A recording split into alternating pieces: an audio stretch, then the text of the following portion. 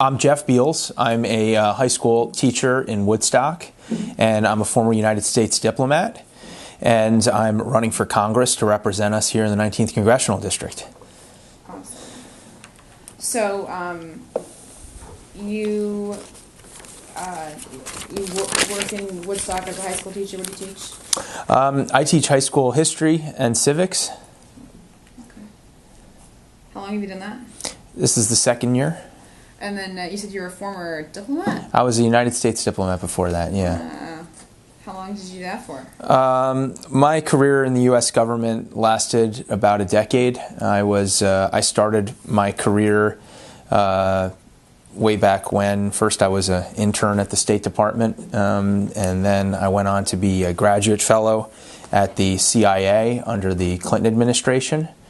And I served as an intelligence officer there, writing for President Clinton's daily brief and briefing Congress people on Middle East policy and traveling the region. And then I was commissioned as a United States Foreign Service officer, and I served in the Middle East, in the West Bank and Gaza, posted in Jerusalem. And after that, in Iraq, where I served as a United States diplomat helping to push for peace during the war. I helped to spearhead ceasefire talks during the war, and I helped to mediate the drafting of their constitution so that we could leave. And I came home. I came home to my family. My family's had a farm here in the Hudson Valley since I'm a child, and I came home to live there. And that's where I married my wife and had my two sons, Abraham and Joseph. My wife's a kindergarten teacher, and my sons are just finishing second grade and pre-K. I see you got your hands full, huh? Yeah. They were very, very busy this morning. I don't have any visible bruises though. But it's, this is another standard day. And I shot a film all around the Hudson Valley while teaching with artists around the Hudson Valley about the commercialization of childhood in our country and the candy industry. And I also did substitute teaching, and then I came on full-time at Woodstock Day School. So your wife, what's her name? My wife's name is Suhair. How do you spell that? S-U-H-A-Y-R. S-U-H-A-Y-R? Yes. Awesome. Okay. And how long have you been married? 10 years. Okay. Cool. So you said that your family farm it's in Woodstock, or where is it? No, that's in Putnam County. Okay. In Putnam Valley. That's where you are originally from? We had that farm since I'm a child. I went to schools all around Westchester, and we had our farm in Putnam County. And then I graduated college, never really came home, was working in Washington, working overseas in the Middle East. And then when I came home to live, I came home to Putnam. Okay, so where do you consider your hometown, I guess? Well, where I live now, Woodstock, but I guess I'm a Hudson Valley person my whole life. But I mean, growing up, do you have one place in the Hudson Valley you grew up, or was it all over? I went to schools in Tuckahoe, I went to schools in White Plains, and I graduated high school in Scarsdale. But a lot of these communities are kind of evanescent populations where people are there for schools. It speaks to the problems we have, frankly, in our country. So, I mean, the place that I felt was home to me when I came home was the Hudson Valley. That's why I came to my family's farm, and I've been living here ever since. And where in Putnam County is the farm? Putnam Valley. Oh, Putnam Valley. Okay. Yeah. Cool. Great. What kind of farm? We have mostly raised livestock, different ventures including raising bourbon red heritage turkeys, Boer goats, and cattle. But as most Hudson Valley farmers know, with much larger and ambitious operations than ours, it's really hard to make a living doing it. We are members of the Farm Bureau. We host events there now. Now that I'm teaching full-time, I'm not out there raising livestock or anything. Oh, sure. Yeah, a little bit of a different schedule. Yeah. It would be. So, wow. Yeah. Cool. Okay, you've done a lot of different things. How old are you? 41. And you talked about your education a little bit. Yeah. So where did you go to college? I went to college at Harvard, and I have 2 degrees from there. I graduated with a bachelor's degree with honors in government, which is kind of international relations, poli-sci major. And then I have a master's degree in Middle Eastern studies, and I speak fluent Arabic. Wow. Very cool. Well, these are some of the things that, usually you'd expect would drive a guy to be in the State Department right now. But in case you all haven't noticed, but I think a newspaper does, the State Department is basically being defunded, and many of its personnel are being dismissed. And diplomacy, in a trend that started way back during the Bush administration and has only accelerated during this one, is being given short shrift in the United States as we put ourselves on military footing in almost every conflict. And I think it's a terrible mistake. And one of the voices that would be unique in the United States Congress, if elected, is I'd be the only former United States diplomat there. Now, I care a lot about our community, and I think there's a lot of domestic economic issues we need to talk about, but they're all intertwined. We have thrown away trillions of dollars on foreign wars, money that could have been spent here towards improving the lives of citizens, passing a national health program, and we haven't done it.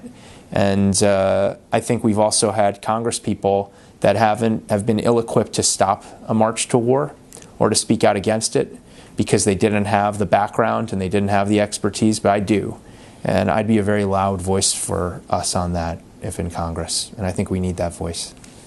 What made you decide to run? I had Zephyr Teachout's campaign to my class in the last election. I had John Fasso's campaign to my class. I was teaching a civics class, and the results came in. My students had gone out canvassing. My vote is obvious, maybe. I voted against John Fasso. And when the results came in, I realized that everything I'd been saying in the civics class applied to me too. You have to be the change that you want to see. And I felt that we had a crisis for my students, for our country, for my own sons, and that all my experience would come in handy if I dared to stand up for us at this moment and face down John Fasso and what I see as a corporate takeover of our politics. Wow, so you've I guess your campaign, what have you been running about? Is it a year now or so? We're daring to run a campaign in the way that they used to be run before big donors took over our politics and our message. I made my campaign declaration outside the Ulster County Courthouse about a year ago now, and announced that we were starting a grassroots campaign to run on a strong progressive agenda against John Fasso. And over 100 people came out that day. People from 7 of the 11 counties in the district came out to speak. And we were on our way towards building a grassroots movement that stands for the progressive solutions I think we badly need in communities that I think have been really hard hit because of an economy that is rigged for the top 1% of Americans and the top 1% of giant multinational corporations. And ever since we did it, we've been picking up more and more steam, more volunteers. We ran a petition drive based off of volunteer energy all around the district. We were endorsed by the Justice Democrats. That's a national organization of former Bernie Sanders staffers who interviewed the candidates in this race and looked at how we were fundraising and what we were standing for. And they got behind our campaign because of our message and because of our commitment to a people's campaign. And we were more recently endorsed by the People for Bernie, which is a national group behind his campaign. And the same has happened for local groups of strong progressives that have gotten behind us, like the Greene County affiliate of the New York Progressive Action Network. That's a branch of our revolution. The Hudson Valley People for Bernie, that's another branch of our revolution located in our district. And it's kept building ever since. But honestly, it all started organically. I was part of the activist upswing in the district right after the last election. I threw the first major activist meeting for swing left in our district. I put out a notice after the election. I said, come. And it was supposed to be to my apartment. And we got RSVPs for over 100 people from all over the district. And I realized that my apartment couldn't hold everybody. And we moved it to the coffee shop down the street, which opened its doors to us to do it free of charge. And from that point onwards, it's just been building. So the campaign you've been running, is there a certain issue that you feel is most important? What have you been running? What platform have you been taking? I mean, my platform is that our government should serve and empower the working people of our home. But instead, it only furthers the interests of corporate donors and giant corporations and not the people. So my mission is clear. I think we need to pass Medicare for all now and stop having people throw away their paychecks to insurance companies and pharmaceutical companies and not get anything in return while all of us die younger and spend more than the rest of the world. But I'll go a step further. I think that the people, when you really look at our politics and you try to distinguish what do you make of all these different campaigns that are running, because there's a lot of campaigns, so how do you distinguish them? There's one thing very distinct about my campaign. I'm not running only against John Faso or running only against the president. In my opinion, the crisis that we have hit is a 40-year crisis of accelerating income inequality that has now resulted in our democracy starting to lose its foundation and be dominated by corporate interests and big money. So and when we look at the results of elections are that nobody wins. Most people don't vote. They do not think that politics is going to present a material change in their life. So my campaign is presenting a platform that would change the lives of everybody in our district. What is the platform? Medicare for All, a national health program where everybody has health insurance and is not struggling to find coverage or make copays, deductibles, or fear to even go to the doctor because they'll be bankrupted. Number two, increase Social Security benefits for our seniors. They are struggling to get by on meager benefits that are far too low because the wealthiest are not even paying into the program like the rest of us because of loopholes. I want to change that. I want to forgive student loan debt. I think we have an entire generation that is saddled with a burden that prevents them from ever starting their lives, and we need to stand up for them. And I want to be that diplomatic voice for us in Congress to speak out against endless war overseas where we have wasted trillions and instead put it to work here at home towards a Green New Deal that ends our reliance on fossil fuels and converts us to a sustainable energy economy. All of those things are doable.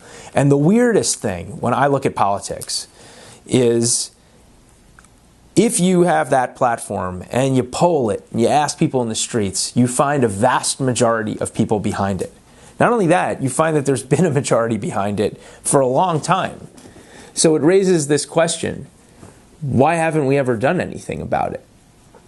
And I would give you a simple answer, and the answer is big money in politics. If you don't sever the hold of big money in our politics, you're not going to accomplish anything. You're going to wind up time and again with politicians that voice platitudes about what they want to accomplish, but never wind up achieving any of it. But it is possible for this to be a new moment and a new movement. And that's what my campaign is trying to be. It's trying to say that we're having an awakening now, and that we've never had one like this before. And the awakening must be about more than just resistance to a president that people don't like. It should be about a new progressive politics and a new civic engagement in that politics. And if you do that, then you can accomplish all these things. When you talked about how you believe, you said we need to pass Medicare for All now. Yeah. So does that mean, do you support Bernie Sanders' bill? Let me be more specific, because this is an area of great deception going on in this election. There is a House resolution. Remember, Bernie Sanders is in the Senate, and I admire him and want to fight his fight and Elizabeth Warren's as well. But I'm running for the House of Representatives. There's a bill in the House of Representatives co-sponsored, sponsored by Keith Ellison. That bill is House Resolution 676.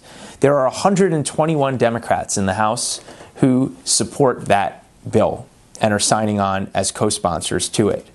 I am saying that I want to be the 122nd. I want to add our voice to that chorus. And I want to be clear that any Democrat that says that they like the idea of Medicare for all, it's a good idea, we should head there, we should get there, but they won't sponsor that bill, is an opponent of Medicare for all. People have thought this is a good idea since FDR and Harry Truman, who represent to me the legacy of the Democratic Party that needs reviving. They advocated this for a long time, and we haven't gotten there, even while people have said it's a great idea for decades. That's because they're constantly coming up with excuses. And I do not understand why the Democratic Party is coming up with excuses about whether or not it's going to meet the desperate needs of working people in our district and in our country. I don't even understand why we're having this debate. Everybody wants it. So who are they even speaking for? Do you guys realize that I shot a biographic video to start my campaign? I went around talking to citizens. If you watch my biographic video, you will see me sitting at a kitchen table with a woman who is telling me she needs Medicare for all. She's lost her house from the time we shot that video to now. So this is, and yet I'm hearing other candidates in this race saying, well, we got to move slow. Move slow? We're already not fast enough. Marlene lost her home. And other people that I have met in our district can't afford their insulin, can't afford their co-pays. I met a woman in Phoenicia who told me she won't go to the doctor even though she feels a mass growing in her side because she's afraid of what the cost will be. I imagine you've seen that John Faso has already singled out my campaign for an attack, calling this a single-payer health care scheme. I don't know if you saw the press release from his office. You know, calling it a scheme to try to help the desperately afflicted people of our district who can't afford their own medical care is really rich. And I'll go a step further. He seems to think it's patriotism to defend the salaries and executive compensation bonuses of healthcare CEOs. And I simply think that no American should lie awake at night wondering if they could pay for their health care. And I think the choice is so clear, and we're going to build a new majority with this election. I don't want to beat John Faso 51-49. I'm not interested in us having any more of these electoral results where it is razor thin, because it shouldn't be. And if the Democrats really expressed what we stand for and believe in, we should be building coalitions that result in landslides. Well, let me please do. Yeah, cut me off anytime, you know. That is very interesting that you're taking that tack to me personally. So yeah, you say it all the time. Right? Yeah, you just said it. Yeah, all these issues poll high, but Democrats can't seem to get traction in the general public. I passed a truck on the way in today. A guy's got protect the environment, Trump right next to each other. I wanted to pull him over. Right. I don't understand. What's your view on why that happens? What did it say on the truck? Protect the environment, union labor, Trump. Why is that happening? Actually, yeah, pull them over and ask them what was going on. Because a lot of working people feel like this party doesn't speak for them or speak their language, and the party has to. And I don't understand. I mean, I can tell you how it got to this point. It happened paycheck by paycheck. It happened donor check by donor check, where people began to say, all right, well, I'll tone down that message just a little bit, or I'll accommodate myself to these corporate interests just a little bit more in exchange for that much more support, until they discovered that they weren't saying anything anymore. You know, Donald Trump ran for the presidency claiming that he was speaking for the forgotten man. He talked about a landscape in America that has been deindustrialized, where many thousands of people have found themselves out of work, without a future. We have a district here where farming used to be a thriving piece of our economy and our heritage, and we have seen it dwindle before our eyes to the point that it is a hobbyist pursuit for some people and a failing endeavor for others, when they are in fact the safeguards of our whole heritage and tradition. What happened to those people? What happened to that industry? Where were we when that went down? I don't think we were loud enough. I don't think we were strong enough. And I think the script was stolen from the Democrats by plutocrats who were lying all along when they said it. So, that's kind of where that comes from. I mean, I think we should be standing up for unions. Meanwhile, we negotiated, let's face it, if you look at the major policies that I oppose, the deregulation of the banks and the NAFTA trade agreement, they were both pursued by Democrats, okay? So some of these things happened under Democrats' watch. Some of them happened under Republicans' watch, that's for sure. And the last piece of it was obviously the Iraq War and the entering into an unending military conflict that has drained our budget and bloated the Pentagon budget at the same time. I think that's wrong. And I'd go a step further and say that we had the biggest bank robbery of our lives in the year 2008. And we didn't take action to bail out the bilked Americans who were the victims of that heist. Instead, we bailed out big banks, and not a single one of them went into receivership, and not a single executive saw jail time or was even fired for what they had done. And so if you want to know why that sticker's on the side of that truck, I'd say that driver started wondering who was going to stand up for him. But I'll tell you the good news is only the Democrats can. This has been the message of this party for a long time. We've just lost it. But this is what FDR talked about back in the day. He actually used to say stuff like, there's an industrial dictatorship in charge of our politics. That's a direct quote. Somebody says it now, they start wondering, my gosh, what is that rabble-rouser talking about? That rabble-rouser is quoting Franklin Delano Roosevelt, one of the most beloved leaders of our country's history and a son of the Hudson Valley who, who strengthened this country immeasurably. So, you can give me more anecdotes to it, but if you've noticed any others, I've seen a lot. I've met a lot of people when I knock doors. They come to the door. Now, we're in a Democratic primary, so I'm knocking doors at Democrats. I cannot wait until this primary is over. We win, and I can start winning over independents and Republicans to the campaign. We have some volunteering on the campaign as it is. But I can't right now. I got to get the votes of the people who are voting. And every once in a while I come to a door and I say, I'm Jeff Beals, I'm a Democrat running for Congress. And they say, whoa, you got the wrong door. I am a registered Democrat, but I voted for Donald Trump. And I say to that person, well, hold on, let's talk for a second, because let me tell you what I stand for. I think that you shouldn't be throwing away your paycheck to a private health industry that wants to profit off your sickness. I think you should have a card in your wallet that says you have health care in America. We're calling it Medicare for all, but it's more expansive. It means mental, dental, and vision. Because show me an American who understands why their mouth isn't connected to the rest of their body, or why their pills are not connected to the rest of their health care, or why certain orifices can be covered but other orifices can't. They don't understand it. And I think understandably, because the damn thing doesn't make any sense. And I tell them, you can have that card and we're going to pass that bill. And they say to me, well, I'll vote for that. And that's somebody who voted for Donald Trump. And frankly, if that president wants to work to pass it, well, then maybe that's going to be the first big piece of bipartisan legislation that we put through in 2018 when I'm in, 2019 when I take office. So, yeah. You guys aren't heckling enough. You can, by the way. You can play the role. I know you have journalistic objectivity to maintain, but I have no problem with you, being accusatory or even tendentious in anything you say. It's fine with me. It's fine with me. Right. Well, yeah, I just want to touch on some issues that are both local and national. Please. That we share here. Just play a little word association here. Gun violence. What's your... A disgrace, and follow the children. I'm a teacher in our community, which is a really interesting perch to be advocating, to be talking about this issue. I have to conduct active shooter drills in our school.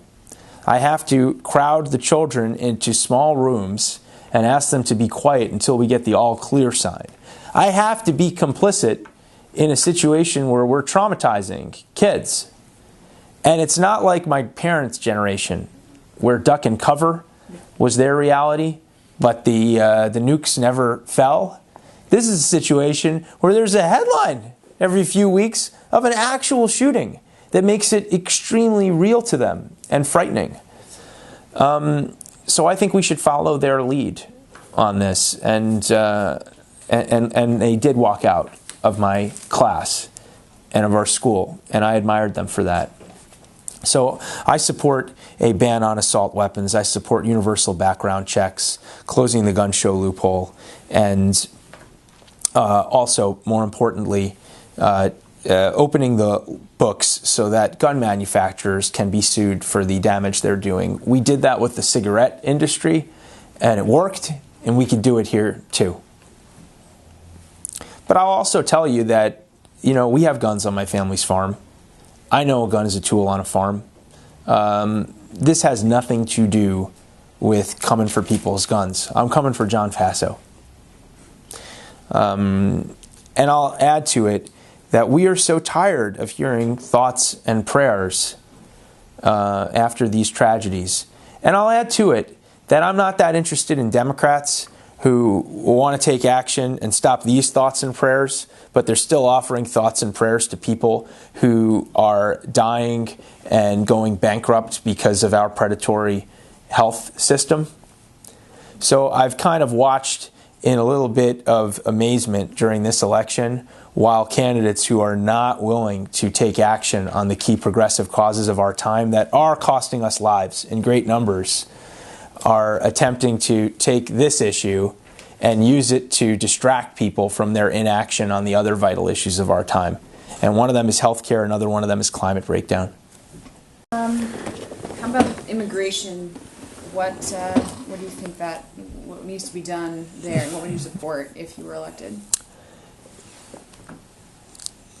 I'm the grandson of 4 immigrants. They found the American dream right here in our district, so this is particularly moving to me. Our district encompasses Sullivan County, which is the home of the old Borscht Belt and the bungalow colonies where my grandparents spent some of the best years of their lives and my parents spent the great parts of their childhood.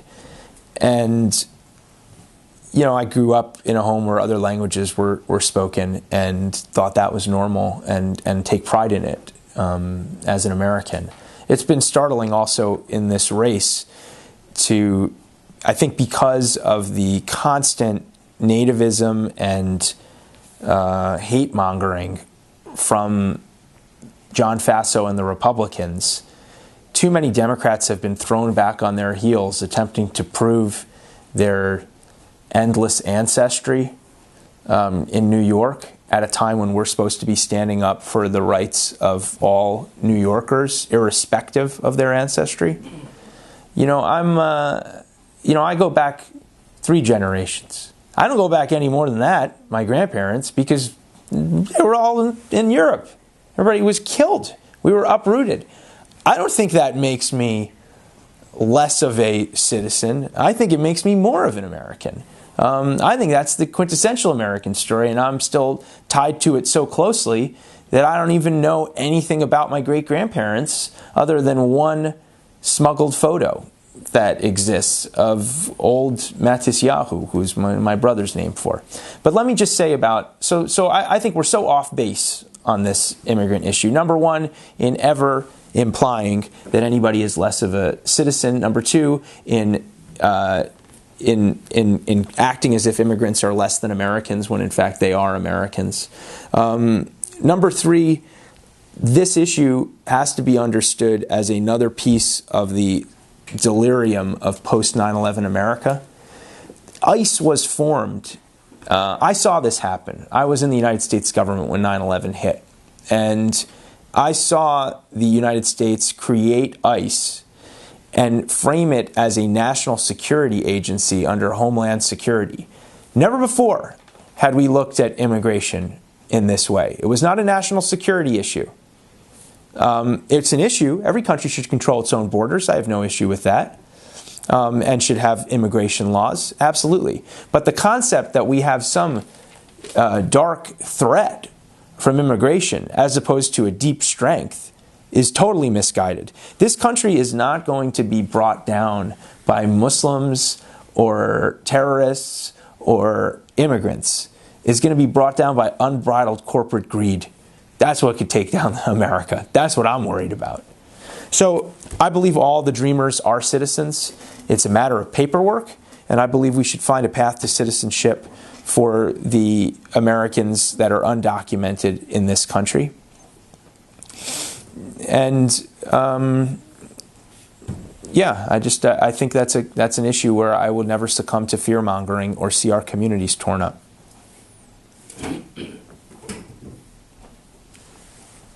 Is there any specific way or specific things that you would support to start to build that path to citizenship for undocumented immigrants? We need comprehensive immigration reform. We need to sit down with both sides and attempt to pass legislation. And it's a piece of congressional history that everybody knows there were a big block of Republicans that actually wanted to do this, that themselves came from immigrant roots and saw the need for actual bipartisan legislation where we could make a difference here. And I want to sit down and do that. I think the biggest problem and the worst thing we do to people is create endless uncertainty in their lives and fear. It actually makes our communities less safe. People are not willing to go to the police when they see something wrong happening. That's been going on in our communities. It also is a blow to the American civic spirit when we tear up families and actually deport parents that were with their own children. These are things that I think are a black spot on what we're supposed to represent in this world. But we can do it in a bipartisan way. I don't have an issue with us trying to control our borders. What I have an issue with is trying to demonize and persecute and tear apart the lives of people who are only trying to make a better life for themselves in a very difficult world.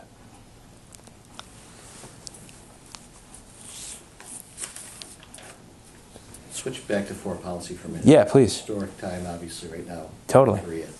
What's your view on that? I mean, even the news of the morning, where apparently Trump and the North Korean dictator are going to meet just alone. Right. No State Department or anybody else present other than interpreters. Right. What's your view on that? Right.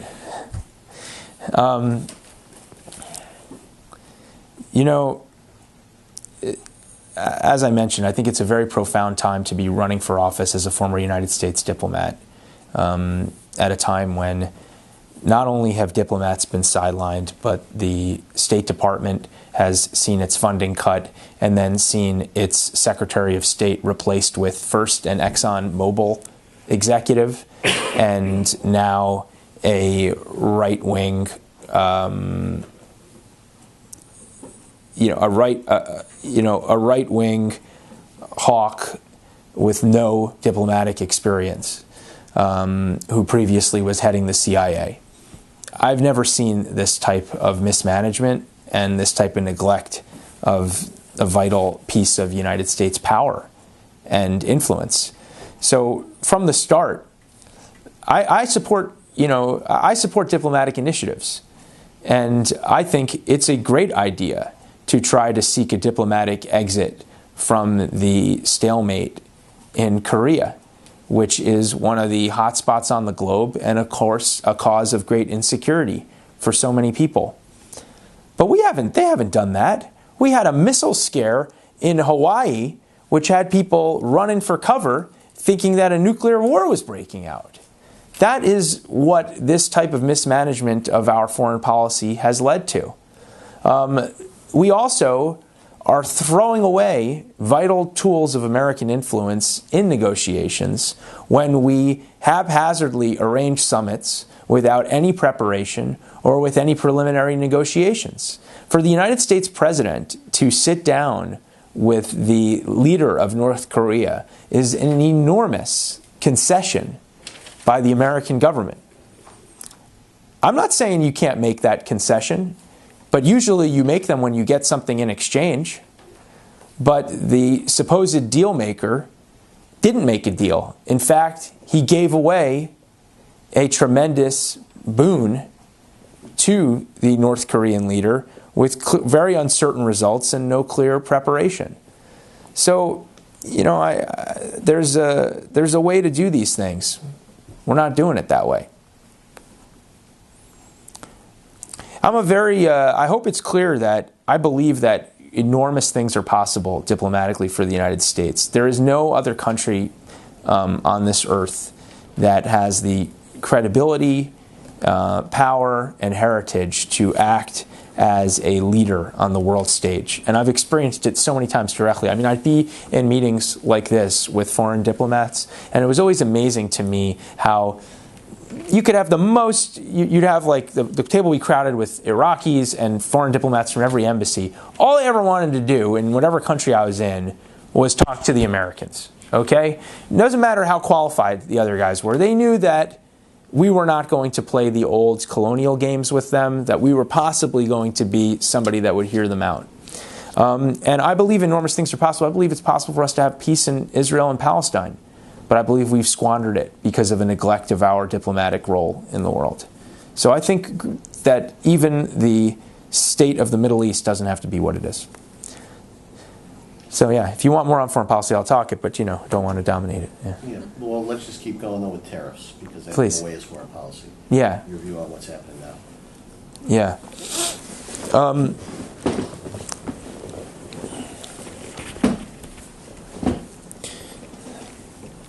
We need to be supporting American industry and empowering American workers through our trade policies. And we haven't been doing that. So I support us finding a way to do it. But I will tell you this. The people that have been empowered by this administration's economic and trade policies have been the worst actors on the world stage, namely China and Russia. I do not understand. I am all for a new look at how the United States manages its foreign trade. But I think the people we should be looking at most closely are the countries that abuse their workers, have shoddy environmental standards, and drag all workers down by their mistreatment of their workforce. So I don't understand why the United States would first attempt to target the countries that actually have the strongest protections for workers and the strongest alignment with the United States on what the values should be in an international trade.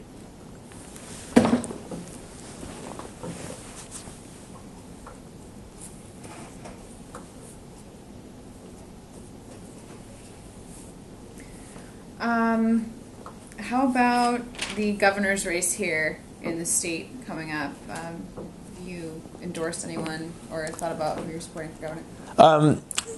I have not been shy about saying that I think we need a change in the Democratic leadership, both in the state and in Washington.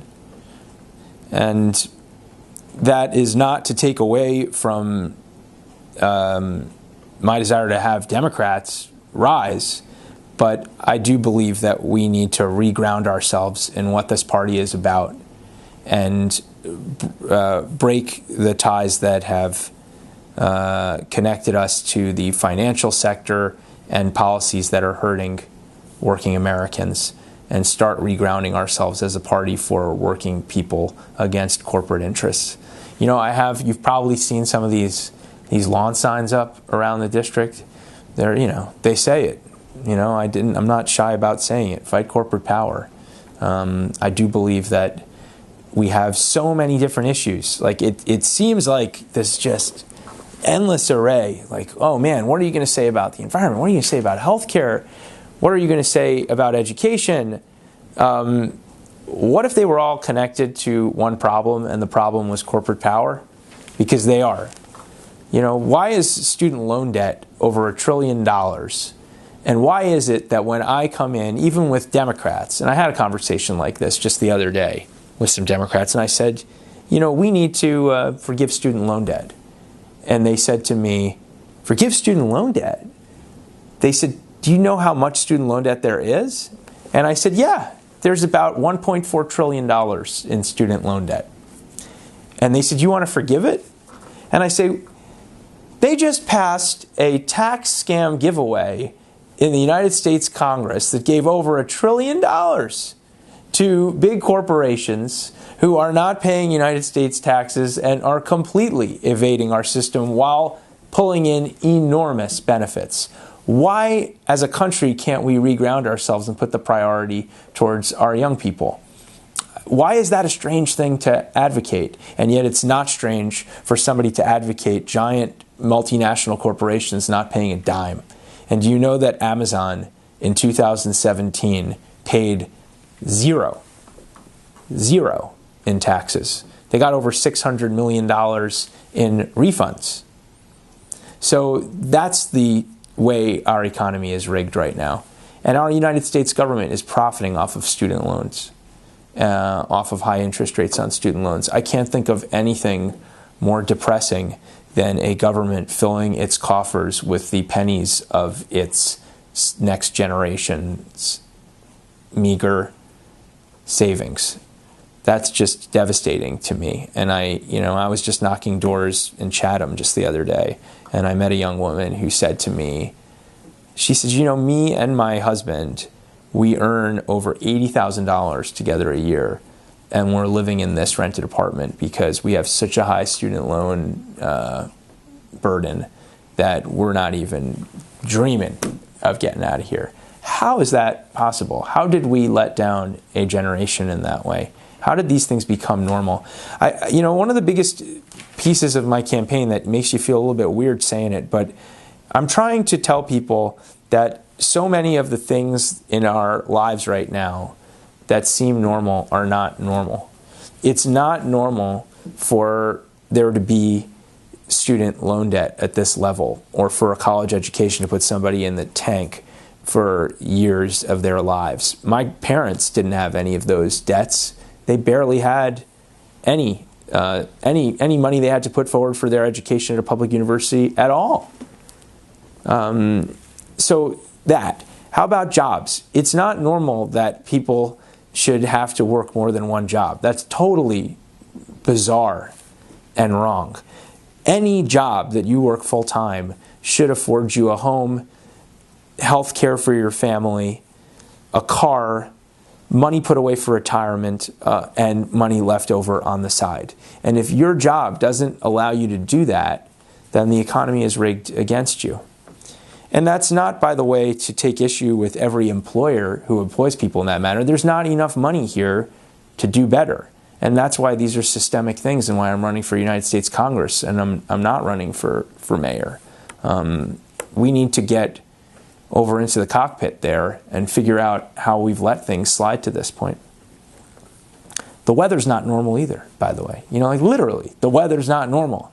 We have climate breakdown happening in our district, in our time, and we're not taking action. We banned fracking in New York State.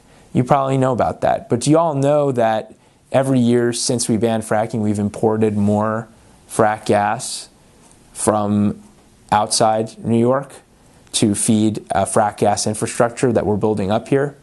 So this was just a token measure to make people feel good environmentally, but we haven't broken the ties to fossil fuels. Actually, we've increased them. Because every time we put up one of these plants, which we're doing now in Cricket Valley, which they want to do now in the town of Ulster, we commit ourselves to another 40 years of emissions.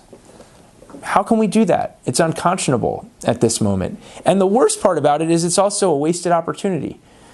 I always feel weird about the wasted opportunity argument because it's just wrong.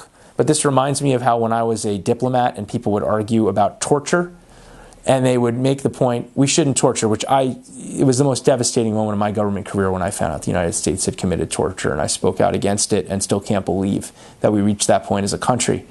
But there was this other argument people would make. They would go, well, you know, it's also totally ineffective. You get bad information. And I always felt weird when they would make that second argument, because it's like, we didn't need to make that argument. It was already wrong.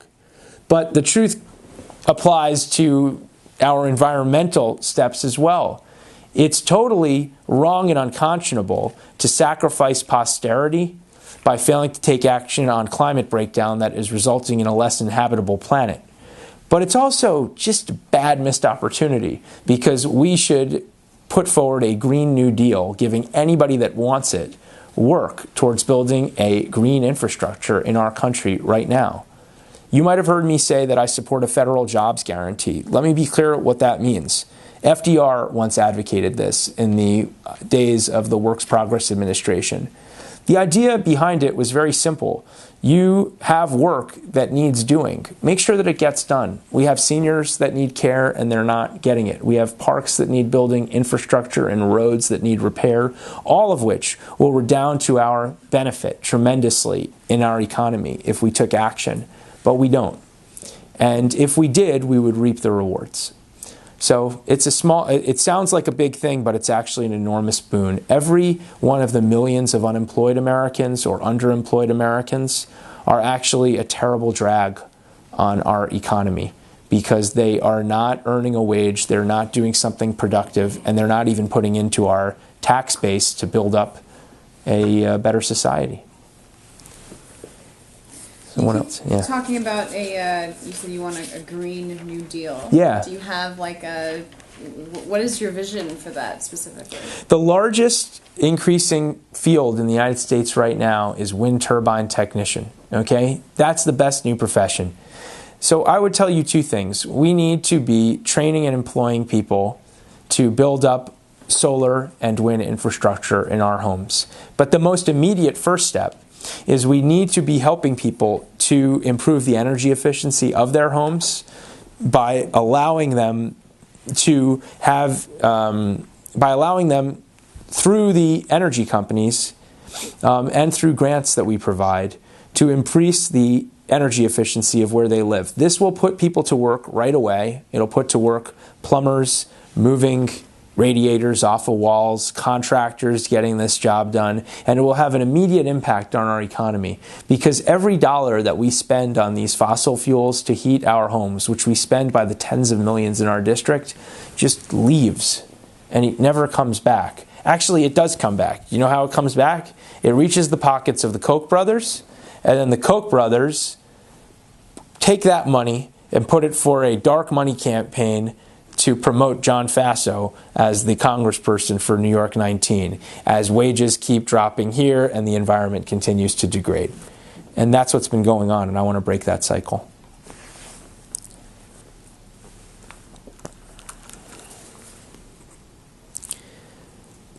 So, what are y'all thinking? Any other... Yeah, I have one thing. Yeah. Another issue that crosses over from local to national and state too. Yeah. The opioid epidemic. Yeah. We have that here. It's quite serious. Yes, we do. What are your thoughts on that? Right. How do we fight it? What do we do about it? I see the two things going on there. And again, I see corporate power rearing its head.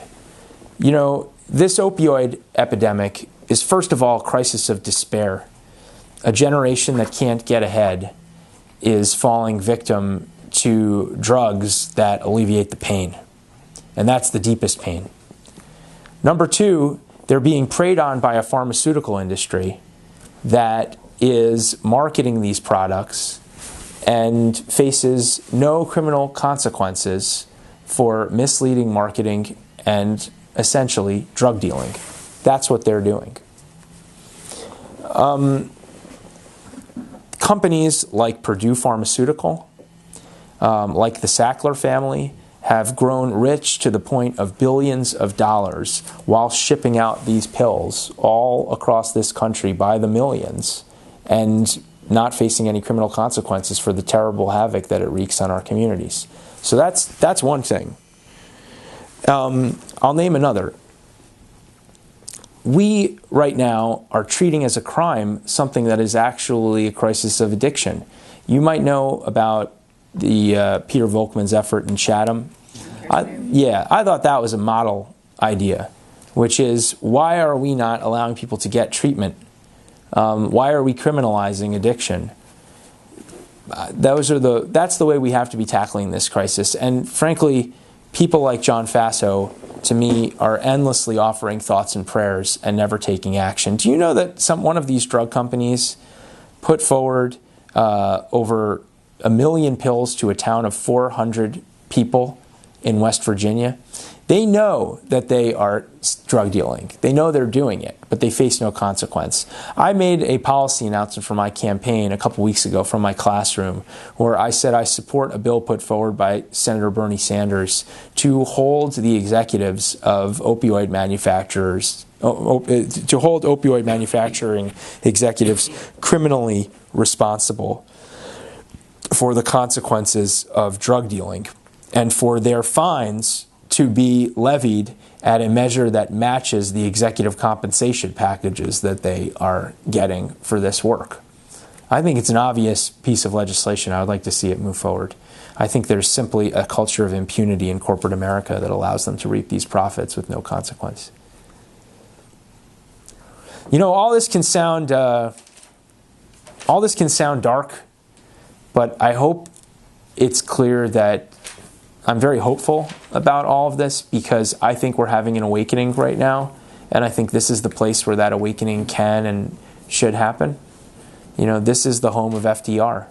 This is the district where so much was achieved for the Democratic Party. He gave a speech that articulated an economic Bill of Rights, and the Bill of Rights included the right to health care when you're born, which I think I'm supporting through Medicare for All, the right to an education. And that's something I support by funding our public schools adequately and also making public education free at our universities. He said that we should have the right to work. That is, the right to a job that pays a meaningful wage.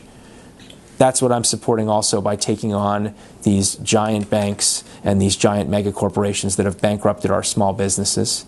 And he said you had the right to retire in dignity. That's why he created the Social Security program, and it's why I want to stand up for that program too and increase the benefits. You know, I met a music store owner here in Hudson. You probably know the place. He told me that his store has become, basically, to quote him, a showroom for Amazon. That's a major, vital business here in Hudson that is going by the wayside. It's being run, but it ain't going to last. And we're letting that happen when we allow these giant companies to abuse their workers, violate, pay very little, skip out on taxes altogether, and crush small business. Small business startups now are lower than they have been in a long time in the United States. So how can the Republican Party claim to be a party that favors business when small businesses can't get off the ground? These are the things that I think they have to be called out on, and when we start to do it, we're going to rally a big coalition. Let's talk about your campaign finance. How much have you raised? What's your donor profile look like? PAC money involved? Yeah. You know, we've been running from the beginning a grassroots campaign to break the hold of big money on our politics. That's the campaign by design, because I think that's the only meaningful way to run a campaign, especially a campaign in a small Democratic primary for really just several thousand voters for us in the party to decide who we want to represent us. And because I dared to run a campaign like that, I was endorsed by the Justice Democrats and by the people for Bernie, because I took that risk and I stood up for it. And the gamble has been answered in spades. We have the largest social media following of any campaign by an order of magnitude. We have more volunteers than I can count. I don't know who put up all these signs. It has been genuinely surreal for me to drive around the district and see these things up, because it's just happening, because people are doing it. So we have a really robust field operation, a really big volunteer base, a really big megaphone on social media, and we're on the way to winning the primary on June 26th. And I hope anybody watching this will join in, because there are parties going on now nightly to phone bank and every evening to knock doors. And I'm there myself doing it, and want to welcome anybody that wants to join us. How much have you raised? Somewhere around $270,000 to date. Polling that you care to share with us, where you're running? Where are we running in the race? Do you know of an official poll that was done on this race? I don't think that there has been one. Nothing that we've seen yet. Yeah. Yeah. I don't know if you, internally, if you had any. No, we're not wasting money on political consultants or pollsters. And frankly, if the polls came back and said, don't be a progressive Democrat, that wouldn't change my platform. Okay, I'm running because I want to make a difference on things that I've believed in for a long career in my life and in the government, and didn't see us take action on, and came home to make a difference about, and saw us living through a moment where a difference could be made. So that's why I'm doing what I'm doing. But every indication I see, based on the contacts we get from our office, based on people putting up signs, people coming in to volunteer, people speaking out on social media, told me that we're winning this thing very significantly in a race that is this crowded. We actually are speaking for the people. You know, this is a district that is a progressive district. These people, our people, we went in a big number for Bernie Sanders in the previous primary. 35,000 voters to be exact. And I am by no means interested in reliving any of the wars of that primary, because I myself helped bridge that divide. After supporting him, I was asked to be a foreign policy advisor on the Clinton campaign. And I was never going to say no when asked to step up and help the country and help the party in a race. But I do see every indication that people are coming out in big numbers, and they're out there every day. I keep getting messages, and just got one as we're sitting here, people who want to volunteer, want to grab a yard sign, and I hope anybody watching this will join in. Ask you about is Please. we talked a lot about the national issues. How about locally here in this district? What do you think are the biggest issues that you would fight for people, Right. your constituents? Yeah.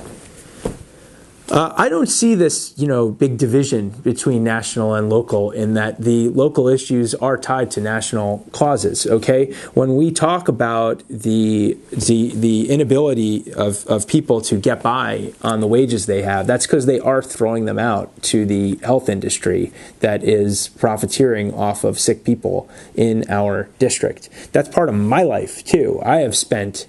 And I've mentioned this on the campaign trail, and it's kind of been a startling moment for people, because they're used to me using anecdotes from other people. But I've spent north of $1,200 on dental bills myself for my family, for my wife, just the last, what's been now several weeks. That's what's happening to people all around our home. Their salaries aren't where they should be, and they're throwing away too much of that paycheck on fixed costs that keep getting higher. So supporting Medicare for all is the answer to that, and it is the real answer to it, instead of fake answers that we give people. Small business, I think, will be helped when we finally take on companies like Walmart that are pocketing billions of dollars in profits while throwing the tab for their workforce health care on the back of taxpayers. They made about $16 billion in profits in 2016, and I think we paid as taxpayers north of $6 billion for the benefits for those employees. How is that possible? And everybody knows that those stores have crushed small business across our home. So these are deeply local issues. How about our farms that can't how about the dairy farms that have shut down in large numbers because the Dairy Farmers of America, a cooperative that was supposed to empower them, has in fact become a tool of giant agribusiness to shut small producers out of the market? These things are happening right here and right now in our home, and I want to speak out for those people and for those causes with real answers. I do have another question about, we talked about a lot of things here, and Yeah. you mentioned things from student loan forgiveness to free public college to, Medicare for all. Yeah. And, all those things together, if you were able to establish all of them, they would cost a lot of money. Mm-hmm. So, and you mentioned, how like the tax bill could have been example, that could have been student loan forgiveness. But what about the money for all those other things? Where do you think it should come from? Right. We are we forget this. We're the wealthiest country in the world, and we can accomplish enormous things, but our priorities are so wildly out of whack that we find ourselves unable to marshal the resources to do anything. And I'm telling you right now that if you passed Medicare for all in the United States, it would result in a savings of billions of dollars. Most of that money is being thrown away into the pockets of executives and administrative costs, and we know it because Medicare is a program we run with 3% on the dollar administrative costs, whereas the private industry has got 18%. So right there, you're looking at savings when you put forward these programs. But you have to dare to do it. And I would say that speaks to all these things. We have a totally loophole-written Swiss cheese tax code that has resulted in giant multinational corporations avoiding any obligation to the United States at all, including to their own workforce. If you were to solve these problems, you would be able to accomplish great things. Look at Social Security. I'm telling you that we should increase Social Security benefits. Now, what's the immediate response? Well, how are you going to do that? How are you going to increase Social Security benefits? Do y'all know that anybody earning over $128,400 doesn't even pay into the Social Security program like the rest of us? We are all paying a FICA tax that goes off of our paychecks into Social Security. And we pay. And then we all reach this point, which most of us don't reach, which is $128,400, at which point Jeff Bezos continues to earn millions upon millions without putting anything into Social Security. Why is that loophole there, and who supports it? I guarantee you it's not a majority of Americans. And you eliminate it and you find that we actually do have the resources to change the lives of people in our country. We just haven't mustered the political courage to do it.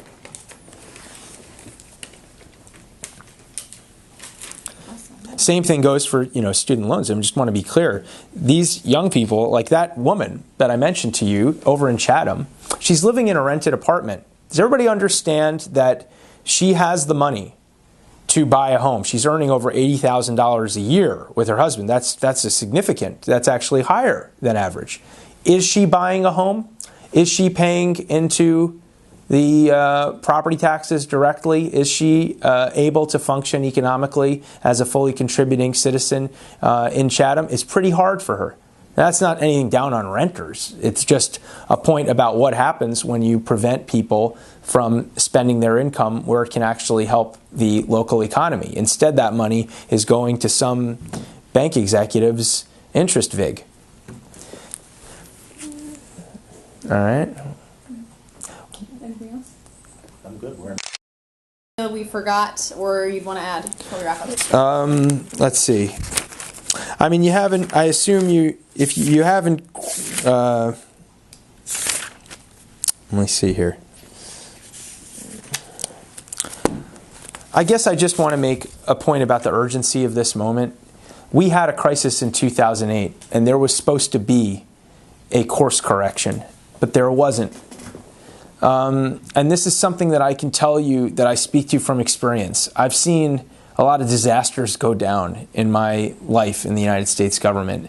And if there's anything that I've learned, it's that you can't count on an autocorrect, and you can't count on some pendulum to swing without you doing any of the work. The 2008 financial crisis should have, if there was such thing as a pendulum, resulted in a pendulum swing so that we took the power away from big banks and put them back towards working people who were losing their homes by the millions. But the course correction didn't happen, and the financial sector now is bigger than it was in 2008. And so the message of my campaign is that I think we need to be the change that we want to see, and that it's our destiny in New York 19 to lead that change, because we are the people of towns that have been hit the hardest by these trends.